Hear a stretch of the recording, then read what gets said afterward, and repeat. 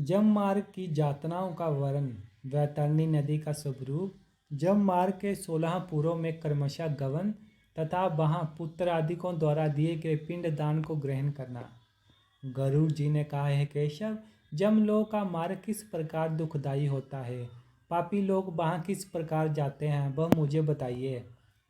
श्री भगवान बोले, हे गरुड़, महान दुख प्रदान करने वाले जममार्ग के विषय में मैं तुमसे कहता हूँ। मेरा भक्त होने पर भी तुम उसे सुनकर कांप उठोगे। जममार्ग में वृक्ष की छाया नहीं है जहाँ प्राणी विश्राम कर सके। उस जममार्ग में अन्न आदि भी नहीं है जिनसे कि वह अपने प्राणों की रक्षा कर सके। हे खग, वहाँ कहीं जल भी नहीं दिखता जिसे अत्यंत तृषातुर वह जी पी सके। वहाँ प्रलय काल की भांति 12 सूर्य तपते रहते हैं। उस मार्ग में जाता हुआ पापी कभी बर्फीली हवा से पीड़ित होता है तथा कभी कांटे चुभते हैं और कभी महाविषधर सर्पों के द्वारा डंसा जाता है। वह पापी कहीं सिंहों, व्याघ्रों और भयंकर कुत्तों द्वारा खाया जाता है, कहीं विषुओं द्वारा डंसा जाता है और कहीं उसे आग से जलाया जाता है। तब कहीं अति भयंकर महान आशीपत्तर भवन वन नामक नगर में वह पहुंचता है जो 2000 योजन विस्तार वाला कहा गया है। वह वन कौओं, उल्लुओं, बटों, पक्षी विशेषों, गिद्धों, सर्गों तथा डांसों से व्याप्त है। उसमें चारों ओर दावाग्नि व्याप्त है। आसी पत्थर के पत्तों से वह जीव उस वन में छिन्न भिन्न हो जाता है। कहीं अंधे कुएं में गिरता है, कहीं विकट पर्वत से गिरता है, कहीं सूर्य की दार पर चलता है तो कहीं किलों के ऊपर चलता है, कहीं घने अंधकार में गिरता है, कहीं उगर जल में गिरता है, कहीं जोंक से भरे हुए कीचड़ में गिरता है तो कहीं जलते हुए कीचड़ में गिरता है, कहीं तपी हुई बालुका से व्याप्त और कहीं दधकते हुए ताम्र में मार्ग, कहीं अंगार की राशि और कहीं अत्यधिक धुएं से भरे हुए मार्ग पर उसे चलना पड़ता है।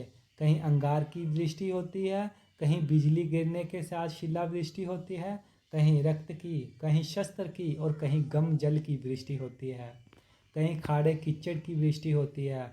मार्ग में कहीं गहरी खाई है, कहीं पर्वत शिखरों की चढ़ाई है और कहीं कंदराओं में प्रवेश करना पड़ता है। वहाँ कहीं घना अंधकार है तो कहीं दुख से चढ़ी जाने जोगे शिलाएं हैं, कहीं मवाद, रक्त तथा विष्ठा से बड़े हुए तालाब हैं। जब मार्ग के बीचों बीच अत्यंत उग्र और घोर वैतरणी नदी बहती है, वह देखने पर दुखदायिनी हो तो क्या आश्चर्य, उसकी वार्ता ही वे पैदा करने वाली है। वह 100 योजन चौड़ी है, उसमें पुए अर्थात पीव और शोणित अर्थात रक्त बहते रहते हैं। हड्डियों के समूह से तट बने हैं अर्थात उसके तट पर हड्डियों का ढेर लगा रहता है। मांस और रक्त के कीचड़ वाली वह नदी दुख से पार की जाने वाली है। अतः गहरी और पापियों के द्वारा दुख पूर्वक पार की जाने वाली वह नदी केश रूपी सेवार से भरी होने के कारण दुर्गम है। वह विशाल काय घड़ियालों से व्याप्त है और सैकड़ों प्रकार के गौर पक्षियों से आवृत है। हे गरुड़, आए हुए पापी को देखकर वह नदी ज्वाला और धूम से भरकर कड़ाह में रखे घृत की भांति खोलने लगती है। वह नदी सुई के समान मुख वाले भयानक कीड़ों से चारों ओर व्याप्त है। वज्र के समान चोंच वाले बड़े बड़े गिद्ध एवं कौवों से घिरी हुई है। वह नदी शिशुमार, मगर, जोंक, मछली, कछुए तथा अन्य मांसभक्षी जलचर जीवों से भरी पड़ी है। उसने प्रवाह में गिरे हुए बहुत से पापी रोते चिल्लाते हैं और हे भाई, हाँ पुत्र, हाँ तात, इस प्रकार कहते हुए बार बार विलाप करते हैं। भूख और प्यास से व्याकुल होकर पापी जीव रक्त का पान करते हैं। वह नदी जाग पूर्ण रक्त के प्रवाह से व्याप्त महाघोर अत्यंत गर्जना करने वाली, देखने में दुख पैदा करने वाली तथा भयावह है। उसके दर्शन मात्र से पापी चेतना शून्य हो जाते हैं। बहुत से बिच्छू तथा काले सर्पों से व्याप्त उस नदी के बीच में गिरे हुए पापियों की रक्षा करने वाला कोई नहीं है। उसके सैकड़ों हजारों भंवरों में पड़कर पापी पाताल में चले जाते हैं। क्षण भर पाताल में रहते हैं और एक क्षण में ही ऊपर चले आते हैं। हे खग, वह नदी पापियों के गिरने के लिए ही बनाई गई है, उसका पार नहीं दिखता। वह अत्यंत दुखपूर्वक तरने योग्य तथा बहुत दुख देने वाली है। इस प्रकार बहुत प्रकार के क्लेशों से व्यापक अत्यंत दुखप्रद जब मार्ग में रोते चलाते हुए दुखी पापी जाते हैं। कुछ पापी पाश से बंधे होते हैं, कुछ अंकुश में फंसकर खींचे जाते हैं और कुछ शस्त्र के अग्रभाग से पीठ में छेदते हुए ले जाते हैं। कुछ नाक के अग्रभाग में लगे हुए पाश से और कुछ नाग में लगे हुए पाश से खींचे जाते हैं। कुछ काल पाश से खींचे जाते हैं और कुछ कौओं से खींचे जाते हैं। हे पापी, गर्दन, हाथ तथा पैर में जंजीरें से बंधे हुए तथा अपनी पीठ पर लोहे के बार को ढोते हुए मार्ग पर चलते हैं। अत्यंत घोर जमदूतों के द्वारा मुदगरों से पीटे जाते हुए वे मुख से रक्त बमन करते हुए तथा बमन किए हुए रक्त को पुनः पीते हुए जाते हैं। उस समय अपने दुष्कर्मों को सोचते हुए प्राणी अत्यंत ग्लानि का अनुभव करते हैं और अति दुखी होकर जमलोक को जाते हैं। इस प्रकार इस जम मार्ग में जाता हुआ वह मंद बुद्धि प्राणी हा पुत्र इस प्रकार पुत्र और पुत्र को पुकारते हुए हाय हाय इस प्रकार विलाप करते हुए पश्चाताप की ज्वाला से जलता रहता है। महान पुण्य के संबंध से मनुष्य जन्म प्राप्त होता है, उसे प्राप्त कर भी मैंने धर्माचरण नहीं किया। ये मैंने क्या किया? मैंने दान नहीं दिया, अग्नि में हवन नहीं किया, तपस्या की नहीं, देवताओं की पूजा की नहीं, विधि विधान से तीर्थ यात्रा की नहीं। अतः हे जीव, जो तुमने किया है उसी का फल भोगो। ब्राह्मणों की पूजा की नहीं, देव नदी गंगा का सहारा लिया नहीं, सत्पुरुषों की सेवा की नहीं, किसी भी दूसरे का उपकार किया नहीं। इसलिए हे जीव, जो तुमने किया है अब उसी का फल भोगो। मनुष्य और पशु पक्षियों के लिए जलहीन प्रदेश में जलाशय का निर्माण किया नहीं। गौओं और ब्राह्मणों की आजीविका के लिए थोड़ा भी प्रयास किया नहीं। इसलिए हे देही, तुमने जो किया है उसी से अपना निर्वाह करो। तुमने नित्य दान किया नहीं, गौओं के दैनिक वर्ण पोषण की व्यवस्था की नहीं, वेदों और शास्त्रों के वचनों को प्रमाण माना नहीं, पुराणों को सुना नहीं, विद्वानों की पूजा की नहीं। इसलिए हे देही, जो तुमने किया है उन्हीं दुष्कर्मों के फल को भोगो।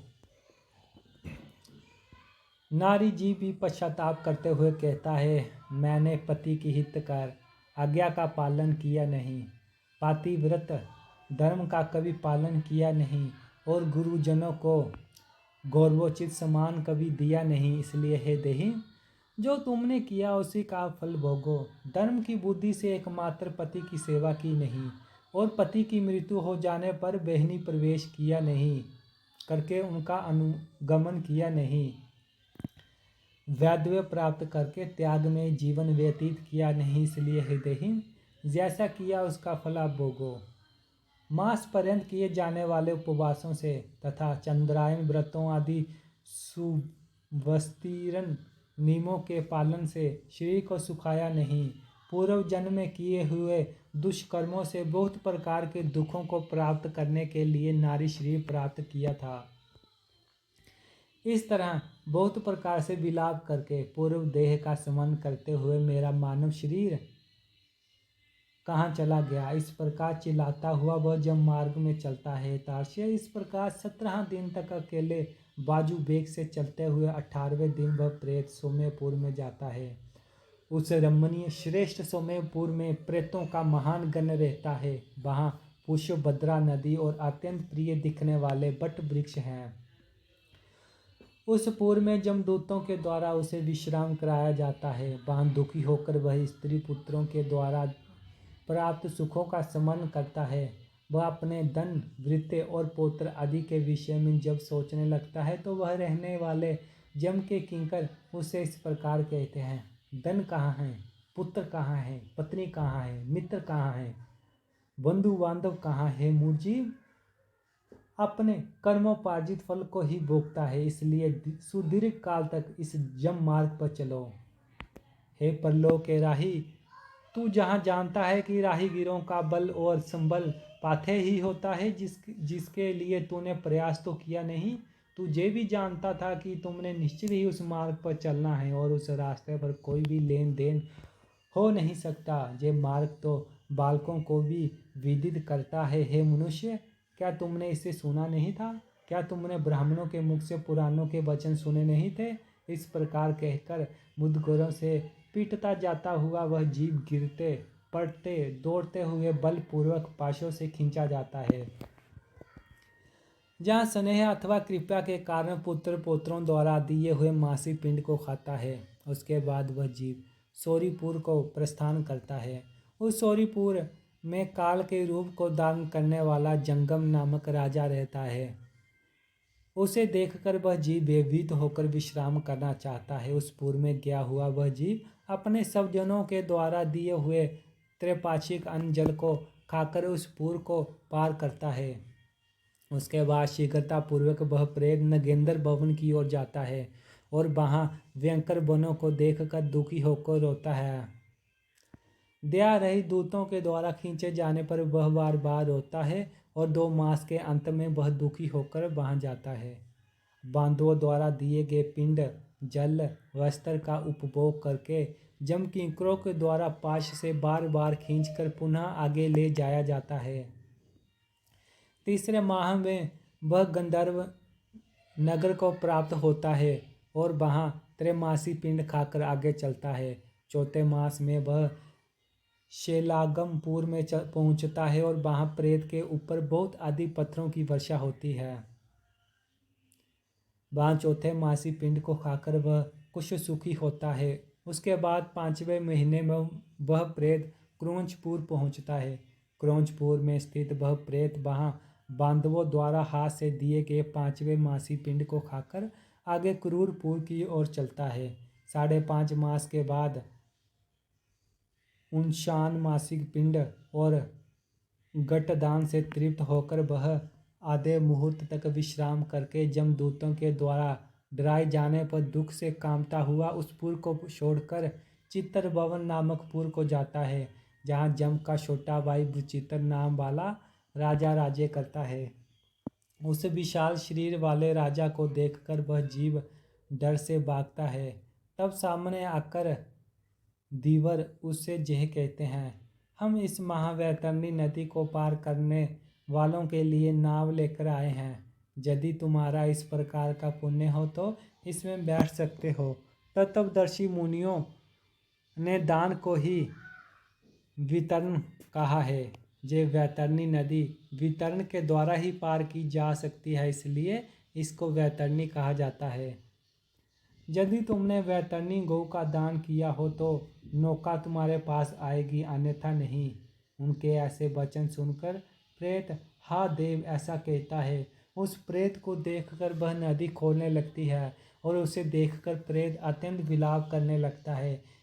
जिसने अपने जीवन में कभी दान दिया ही नहीं, ऐसा पाप आत्मा उसी वैतरणी में डूबता है। तब आकाश मार्ग से चलने वाले दूत उसके मुख में कांटा लगाकर बंसी से मछली की भांति उसे खींचते हुए पार ले जाते हैं। वहाँ पानमासिक पिंड खाकर वह अत्यधिक भूख से पीड़ित होकर विलाप करता हुआ आगे के रास्ते पर चलता है। 7वें मास में वह बेहबापतपुर को जाता है और वहाँ अपने पुत्रों द्वारा दिए गए 7वें मासी पिंड को खाता है। पक्षीराज गरुड़ उस पुर को पार कर वह दुखद नामक पुर को जाता है। आकाश मार्ग में जाता हुआ वह महान दुख प्राप्त करता है। वहाँ 8वें मास में दिए हुए पिंड को खाकर आगे बढ़ता है और 9वां मास पूर्ण होने पर नाना क्रंदपुर को प्राप्त होता है। वहाँ क्रंदन करते हुए अनेक व्यावह क्रंदगणों को देखकर स्वयं शून्य हृदय वाला वह जीव दुखी होकर आक्रंदन करने लगता है। उस पुर को छोड़कर वह जमदूतों के द्वारा भयभीत किया जाता हुआ 10वें महीने में अत्यंत कठिनाई से सुतपत भवन नामक नगर में पहुंचता है। वहाँ पुत्र आदि से पिंडदान और जलांजलि प्राप्त करके भी सुखी नहीं होता।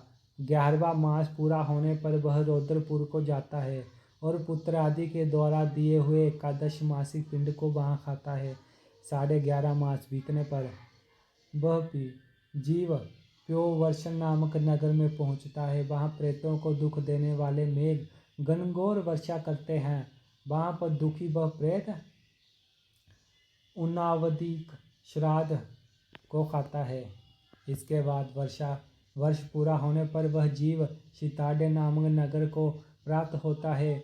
वहाँ हिम से 20 गुनी अधिक महान ठंड पड़ती है।